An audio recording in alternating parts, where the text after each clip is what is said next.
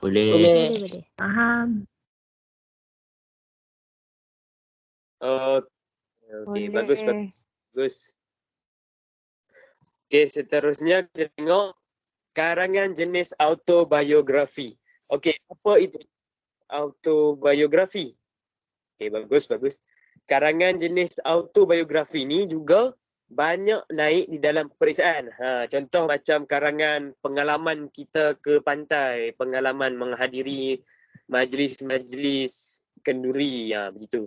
Okey, karangan jenis ini biasanya memerlukan kamu untuk membayangkan diri anda sebagai sesuatu benda secara terperinci. Okay, anda perlulah membayangkan diri anda walaupun anda tidak membuat perkara tersebut. Okey. Ada karangan-karangan ini yang mengisahkan riwayat hidup penulis sendiri daripada awal hingga akhir. So, dalam karangan ini kita boleh menceritakan tentang riwayat hidup kita sampailah akhir. Mana kata kita buat daripada kita hidup sampailah kita mati. Okey, seterusnya karangan jenis autobiografi ni boleh ditulis dalam bentuk cerita atau penerangan ataupun rencana. Okey. Kiranya kita boleh tulis dalam bentuk cerita, contoh okey, dia berkata apakah itu semua. Seperti itulah. Okey. Seterusnya aturan untuk membina karangan ini. Okey. Contoh dia bagi kat sini sebuah produk yang telah dibuat di sebuah kilang. Okey. Aturan membina, kita perlulah membina dulu rangka-rangka supaya lebih senang kita mengarang karangan di dalam tempat yang sepatutnya. Okey, cari aja ruang-ruang kosong di kertas-kertas, di kertas peperiksaan anda. Okey, tengok kat situ ditulis tempat asal, nama, dilahirkan di mana, bagaimana proses pembuatan dan bagaimana cara dibungkus. Okey, itu merupakan pendahuluan untuk karangan seperti ini. Okey, seterusnya ia menunjukkan tentang perjalanan dari kilang hingga ke tempat pameran. Okey, kat sini ditunjuk bahawa produk ini telah melalui perjalanan dari kilang untuk ke tempat pameran di mana ia dipamerkan dan akan dibeli serta bertukar milik daripada hak milik pasaraya kepada hak milik tuan yang baru.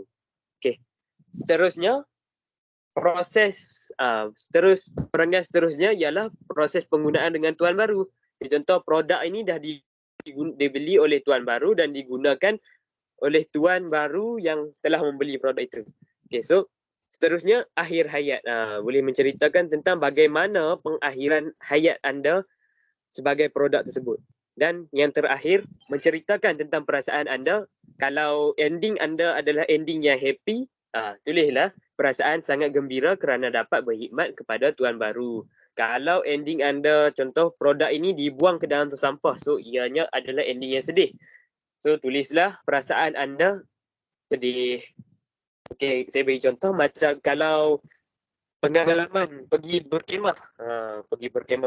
Di pendahuluan kita boleh letak kita pergi berkemah di mana, boleh cakap kita pergi berkemah dengan siapa, kita naik kereta apa, dan selepas beberapa jam bila sampai.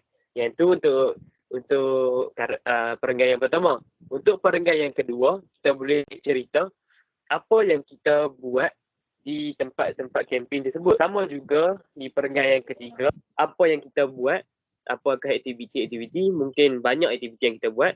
Dan akhir sekali, kita boleh beritahu perasaan atau harapan kita supaya mungkin perkemahan itu boleh diadakan lagi. Sebab apa? Kita berasa gembira. Okey, seterusnya. Dalam karangan jenis autobiografi ni, kita boleh gunakan dialog untuk bercakap sesama rakan. Tapi bukan dengan manusia. Okey, contoh macam kita boleh guna dialog. Kenapa, contoh macam produk tadi, bagaimana satu produk yang lama dia cerita, dia tanya, bagaimana produk baru ini boleh sampai. So produk yang baru ni dia akan cerita macam mana dia boleh sampai daripada kilang ke tempat pameran. Okey, betul. Dan akhir sekali, anda perlulah memaparkan nilai-nilai murni yang anda dapat daripada karangan anda ini. Okey, boleh faham tentang karangan jenis autobiografi? Kalau tak faham boleh tanya soalan. Faham.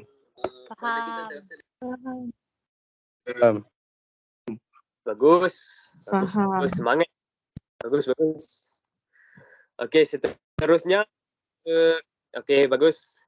Seterusnya kita ke karangan, maafkan saya, kesilapan teknikal. Okey, seterusnya kita ke karangan jenis biografi. So, karangan ini merupakan karangan biografi mengenai riwayat atau kisah hidup seseorang. So, dalam karangan ini kita boleh menceritakan tentang riwayat hidup seseorang. Contoh kita nak cerita pasal tokoh-tokoh di Malaysia. Kita cerita bagaimana riwayat hidup dia daripada dia dilahirkan di mana, dan seterusnya lah. Okey. Karangan jenis ini mestilah berdasarkan fakta yang benar. Okey, tak boleh guna fakta yang tipu. Contoh macam saya kata tadi, tokoh-tokoh tu kita mestilah cerita tentang perkara yang betul dan sahih tentang mereka. Tak boleh guna perkara jenis rekaan. Okey. Seperti yang perkara kedua, iaitu karangan jenis ini juga bukanlah jenis rekaan atau hayalan. Kita tak boleh nak membayangkan. Kita mestilah gunakan fakta yang benar sahaja. Okey, seterusnya. Pastikan anda benar-benar. Ya. Tadi tak nampak slide yang sebelum ni. Okey dah. Boleh sambung. Okey, seterusnya. Perkara yang ketiga, pastikan anda benar-benar tahu tentang tokoh atau seseorang yang anda ingin tulis biografinya. Okay, macam saya kata tadi, kalau anda nak tulis tentang tokoh, anda perlu buat research yang mendalam tentang tokoh tersebut. Tetapi karangan biografi ini selalunya kurang muncul di dalam peperiksaan sebab ia sangatlah memerlukan pengetahuan yang mendalam tentang seseorang jika kita nak menceritakan tentangnya. Okey, seterusnya, biasanya tokoh yang kita nak pilih hendaklah mempunyai keistimewaan tertentu atau seseorang yang amat dihormati dan dikagumi oleh seluruh negara. Sebagai contoh, kita nak cerita pasal Tunku Abdul Rahman. Kita boleh cerita apa dia punya keistimewaan dia, di manakah dia dilahirkan, macam mana dia boleh memerdekakan negara kita. Begitu. Okey. Seterusnya, beberapa perkara yang penting yang perlu anda tahu dalam penulisan biografi. Okey.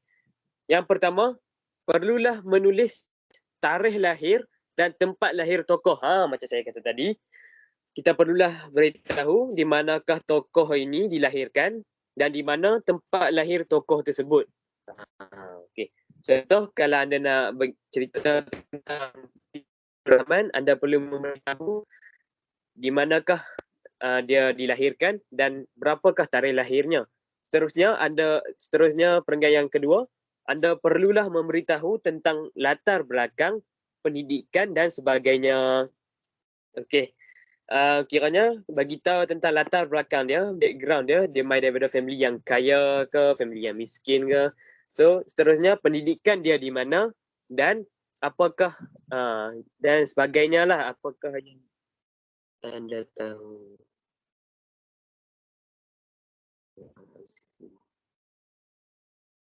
Okey. Seterusnya pencapaian dan kejayaan-kejayaan atau keistimewaannya. Okey, untuk perenggan ketiga ini kita perlulah menceritakan tentang pencapaian dan kejayaan tokoh yang kita ceritakan ini. So, di mana kalau macam Tunku Abdul Rahman, kejayaan dia ialah berjaya memerdekakan negara kita. Okay. Dan akhir sekali, kita perlulah menyatakan jasa, bakti dan sumbangan tokoh tersebut. Kiranya sumbangan tokoh tersebut yang dapat mengubah sesuatu institusi ataupun negara dan seumpamanya. Okey, semua boleh faham tentang penulisan biografi? Boleh. Boleh. Okey, alhamdulillah. Okey, seterusnya kita ke karangan yang seterusnya, karangan berformat syarahan. Okey, karangan berformat syarahan ini perlulah anda mengambil berat. Sebab apa? Ia mungkin akan naik dalam peperiksaan yang akan datang. Sebab apa? Karangan ini juga dapat test diri kita bagaimana kita nak menceritakan sesuatu daripada diri kita. Okey. Syarahan juga dikenali sebagai pidato. Kiranya kalau dalam ayat soalan itu dia menyatakan tulis karangan pidato. Jadi janganlah anda gelabah. Jangan gelabah macam mana nak tulis pidato, macam mana nak tulis pidato. Okay. Jangan gelabah sebab apa, pidato ni dia sama saja dengan syarahan. Selalunya dalam peperiksaan, tajuk syarahan ni biasanya dikemukakan dalam situasi pertandingan. Okey, contoh satu soalan, anda menyertai pertandingan, sila tulis syarahan yang bertajuk bagaimana cara untuk mengatasi pembiakan nyamuk Aedes. Okey, so yang tu dalam bentuk pertandingan. Seterusnya pada keseluruhannya, cara menulis karangan jenis syarahan ini hampir sama dengan karangan jenis ucapan dan ceramah. Dia bukannya sama terus, dia hampir sama. Hampir sama ini makna kata dia boleh ambil sikit-sikit elemen-elemen daripada karangan jenis ucapan dan ceramah. Syarahan ia seperti ceramah, digunakan untuk menyampaikan buah fikiran sesuatu tentang perkara secara lisan. Kiranya kita perlu berfikir apa isi di dalam kepala kita dan perlulah mengarang di atas kertas secara lisan. Contoh macam kita bercakap secara lisan di depan khalayak ramai. Time tu kita tidak didedahkan dengan apa-apa isi. So kita perlulah memikirkan sendiri isi tersebut. Okey, seterusnya. Isi yang disampaikan dalam karangan hendaklah jelas dan tepat agar dapat menerangkan maksud yang dihajatkan. Sebagai contoh, kita nak terangkan tentang bagaimana cara mengatasi pembiakan nyamuk Aedes. So kita perlulah sampaikan dengan tepat sekali cara-cara untuk mengatasi pembiakan nyamuk Aedes. Contohnya macam membasmi tempat-tempat pembiakan, membuang tin-tin yang boleh menakung air supaya pembiakan jentik-jentik tidak berlaku dan sebagainya. Seterusnya kita tengok. Karangan syarahan perlulah dimulai dengan kata-kata aluan sebagai tanda hormat kepada Tuan Pengerusi Majlis, para jemputan khas dan audiens. Audiens ni macam semua yang berada, yang tengah tengok kita di dalam pertandingan tersebut. Jika untuk pertandingan, macam ni, peserta haruslah menyebut para hakim yang arif lagi adil. Kalau kita nak tulis para hakim yang adil lagi bijaksana pun boleh. Tak ada masalah. Sebab apa, konteks dia banyak. Seterusnya. Untuk kata-kata penghadapan, sesuatu karangan jenis syarahan, anda perlulah menyebutkan mengikut protokol dan tata cara yang telah ditetapkan. Kerana kita perlulah menyebut mengikut susunan-susunan yang kita telah tetapkan sendiri. Selepas itu, dalam pendahuluan juga anda perlu menyatakan tajuk syarahan yang ingin disampaikan oleh anda. Dan anda juga perlu menyebut kata panggilan seperti tuan-tuan dan puan-puan dan sebagainya bagi menarik perhatian para pendengar. Contohlah kalau kita tak nak guna tuan-tuan dan puan-puan, so kita pakai hadirin sekalian. Hadirin yang dihormati. Yang ni ada kesalahan sikit tau. Kalau kita nak guna hadirin, bila kita dah guna hadirin, kita tak boleh nak guna, contoh macam kita guna hadirin yang dihormati sekalian. Kita tak boleh nak boh sekalian kat belakang tu dah. Sebab apa, hadirin tu dia dah menyatakan bahawa semua sekali. Untuk konteks semua sekali. So, kita akan tulis hadirin yang dihormati. Dan akan diteruskan dengan isi-isi seterusnya. Okey, last sekali, perkara ni ialah sama saja seperti karangan-karangan lain. Penutup. Penutup ialah kesimpulan yang menyeluruh kepada isi-isi syarahan yang dinyatakan.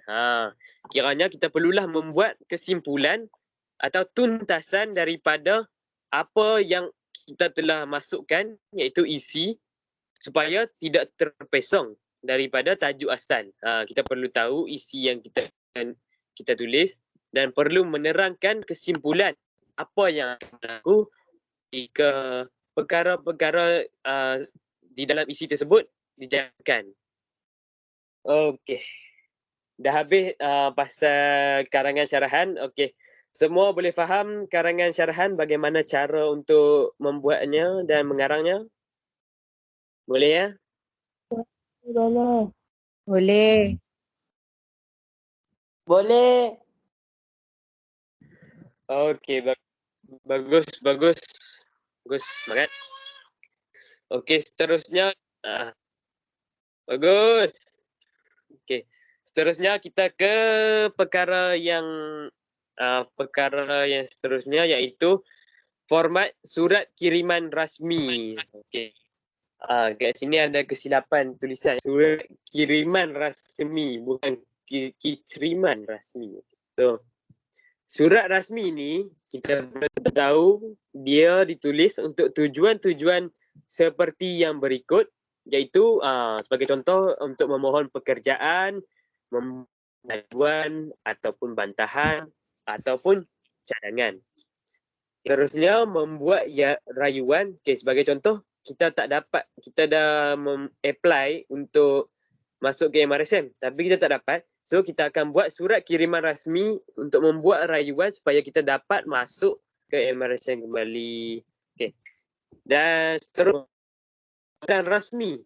Membuat jemputan rasmi untuk apa-apa majlis. Contoh kita nak menjemput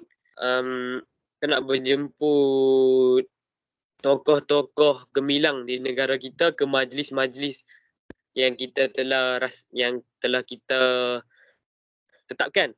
Ataupun macam kat maktab, kita buat surat kiriman rasmi untuk menjemput penceramah untuk memberikan ceramah di dalam majlis kita tersebut.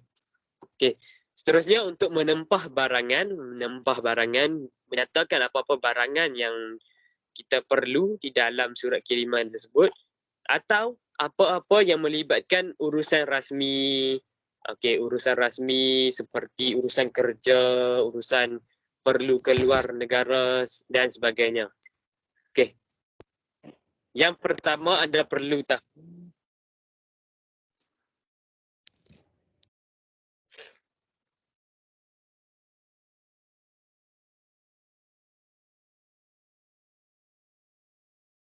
Okey.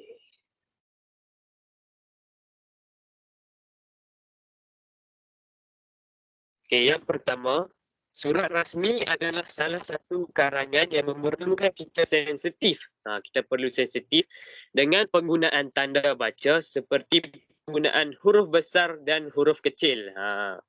Okey, kiranya penggunaan huruf besar dan huruf kecil amatlah dititik beratkan di dalam hal ini. Sebab apa? Ini adalah surat rasmi dan kita tidak mahukan ada kesilapan-kesilapan yang dapat mengundang kepada pemotongan markah di dalam peperiksaan. Okey, seterusnya.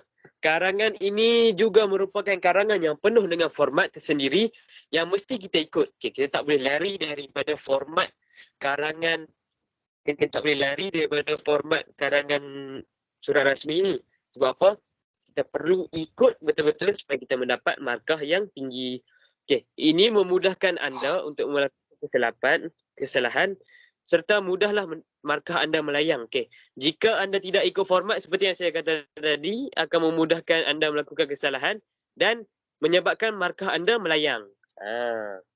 Okey, ia juga memudahkan anda mendapat markah jika anda mahir dengan formatnya.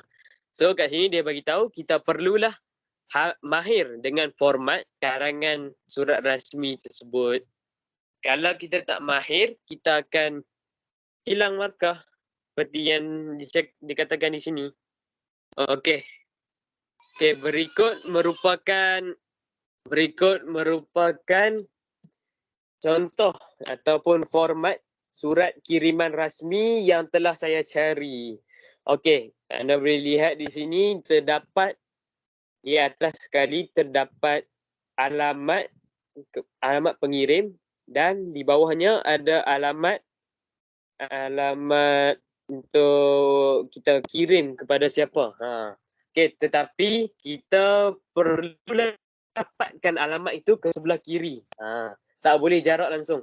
Kena rapatkan terus ke sebelah kiri. So, selepas itu tarikh perlu ada dan perlulah ada kata-kata sapaan sebelum menulis tajuk. Sebagai contoh kat sini, Tuan merupakan kata sapaan kepada guru kelas tahun 3 cerdik. Okey.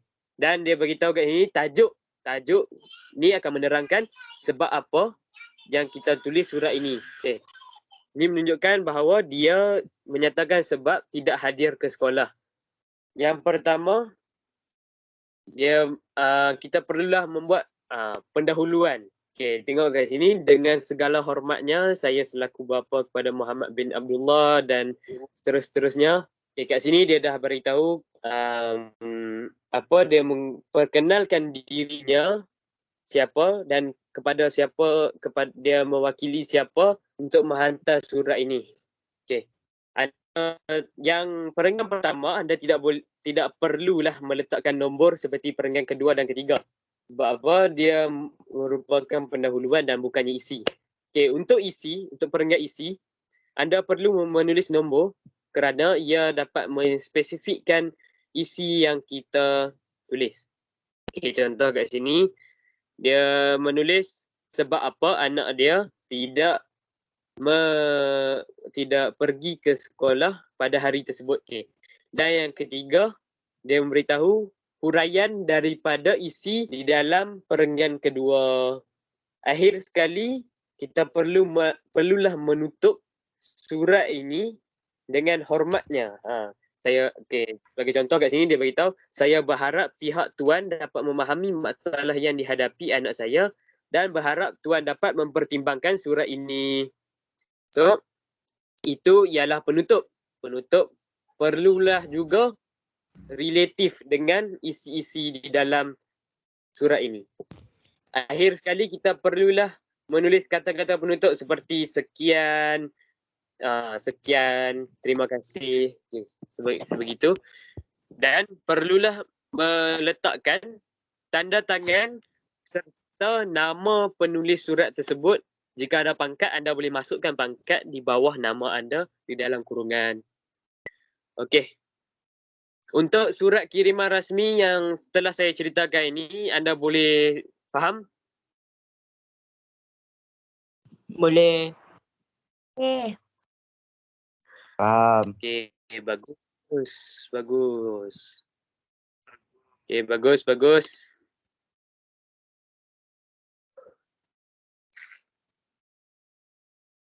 Okey, yang seterusnya. Okey, kita sudah sampai ke slide yang ke-13. Sudah nak habis dah kelas ini. Okey. Okey, kat sini saya ingin menceritakan tentang format dan contoh surat tidak rasmi. Okey, tadi kita dah cerita pasal surat rasmi. Sekarang kita akan menulis tentang contoh surat tidak rasmi. Surat tidak rasmi memang selalu ada di dalam peperiksaan. Okay. Surat kiriman tidak rasmi merupakan surat-surat peribadi. Surat-surat peribadi yang biasanya ditulis kepada ahli keluarga, sahabat, guru, penjaga dan sebagainya. Kerana dia adalah surat peribadi. Contoh macam kita mengarang surat kerana rindu kepada ahli keluarga yang duduk jauh. Untuk ahli keluarga yang duduk jauh ataupun sahabat yang berada di luar negara. Okay. Isi kandungan surat tidak rasmi ini termasuk bertanya khabar. Tanya khabar, mengucapkan tahniah jika seseorang itu mendapat markah cemerlang ke dalam peperiksaan atau memenangi suatu pertandingan, atau ucapan takziah, undangan, jemputan, ucapan dan lain-lain. Okey. Jemputan kat sini kita boleh je nak gunakan surat tidak rasmi. Tetapi jemputan ini adalah jemputan yang bukannya melibatkan perkara-perkara besar. Okay, jemputan ini termasuklah seperti majlis kenduri kahwin. So tidak perlu menggunakan surat kiriman rasmi. Okay. Seterusnya, surat kiriman tidak rasmi adalah karangan berformat dan sering keluar sebagai soalan di peperiksaan. Peperiksaan pernah seperti UPSR ataupun yang tidak akan kita lalui, tapi di tingkatan 2 mungkin akan lalui. Dan semua yang akan semua lalui SPM maupun STPM. Penggunaan panggilan beradat ada kepada penerima adalah penting dan ini tak apalah. Dan sebagai contoh, penggunaan seperti kalau kita hantar kepada ayah, perlulah menjadi ayahanda. Jika ibunda, jikalau sahabat lelaki, kita boleh gunakan saudara. Untuk sahabat perempuan, kita tulis saudari. Okey, begitu. Okey. Ini merupakan contoh ya. Contoh surat kiriman tidak rasmi yang telah saya cari melalui Google. So, mula-mula kita perlulah menulis alamat pengirim. Alamat pengirim di mana alamat kita sendiri. Okay, contoh kita tulis daripada rumah kita dan daripada rumah kita. Okay, so kita tulis alamat rumah kita. Seterusnya di bawahnya kita perlulah menulis bilakah kita menulis surat tersebut. Okay. Jangan pula kita tulis hari ni, tulis tarikh esok. Itu boleh salah dalam peperiksaan. Okay. Dalam peperiksaan kita perlulah menulis alamat yang betul dan spesifik serta tarikh yang tepat sekali. Okay. Kalaulah contoh dalam peperiksaan dia dah bagi alamat dan tarikh, jadi ianya tidak akan menjadi masalah kepada kita. Dia tidak akan menjadi masalah lagi kepada kita. Okay. Seterusnya, perenggan yang pertama, anda perlulah menyapa dengan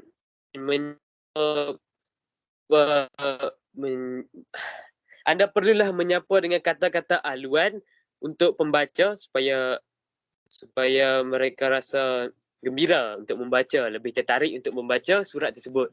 Okey, sebagai contoh kat sini, menemui adindaku Ali yang berada di Kuala Selangor dengan selamat sejahteranya. So kat sini kita boleh tambah lagi, diharap adindaku sihat-sihat sahaja di samping kawan-kawan jika kalau duduk jauh. Okey, begitu. Seterusnya kita perlulah memulakan karangan seperti karangan syarahan. Memulakan dengan, kalau kita hantar kat satu orang, contoh macam kat sini dia kata adik untuk adik dia. So adik kita perlu guna adinda. Kalau untuk abang ataupun kakak, kita gunakan kakanda. Jangan pula pergi guna abang anda. Bukan abang anda.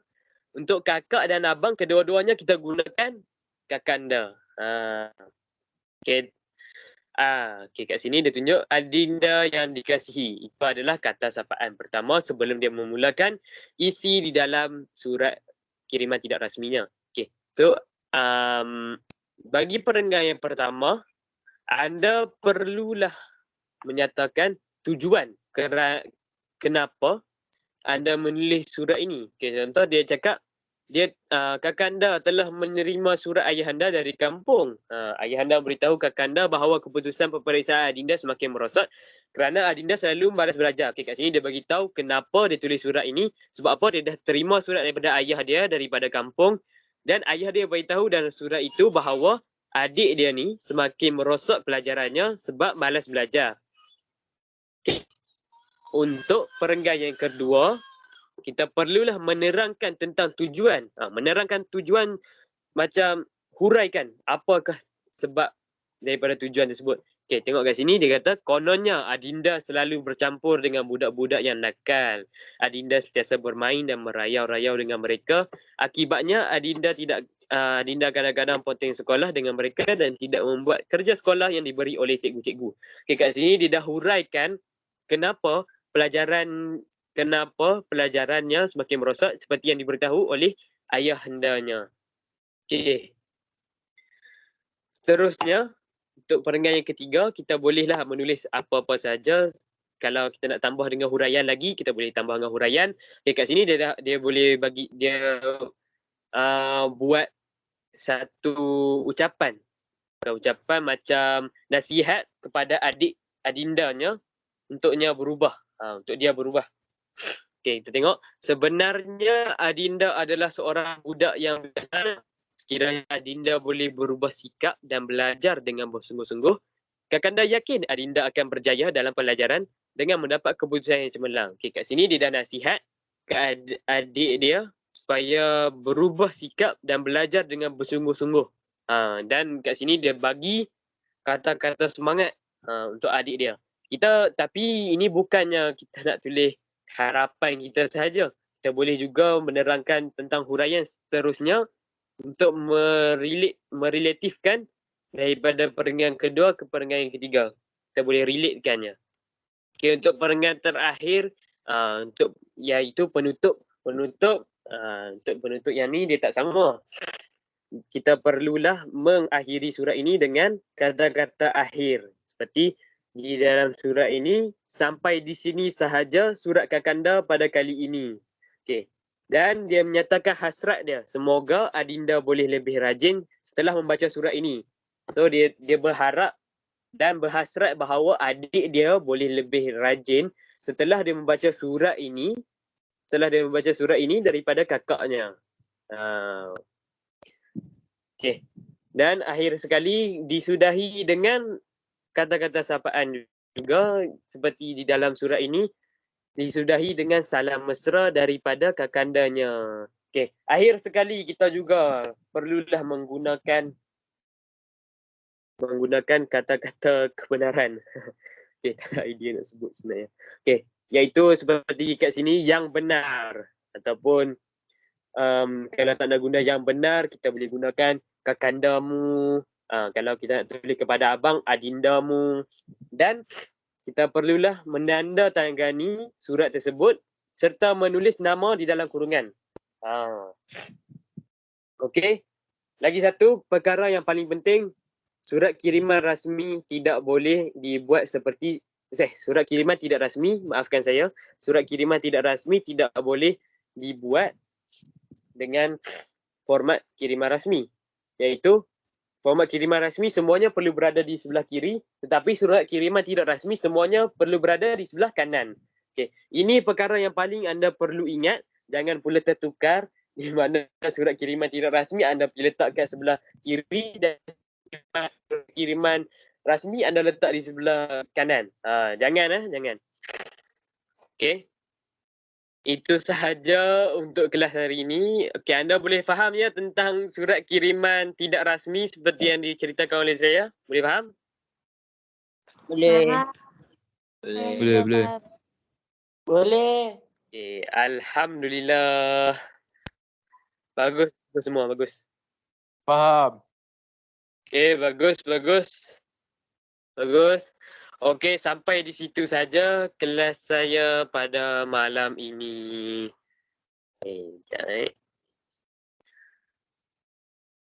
Mesti anda rasa macam sekejap je kelas ini berbanding dengan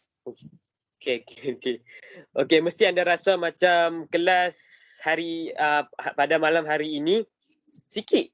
Rasa macam start aja daripada kelas petang tadi. Sebab apa? Malam-malam saya tidak ingin membebani anda. Saya ingin santai-santai aja dan hanya mencari sedikit daripada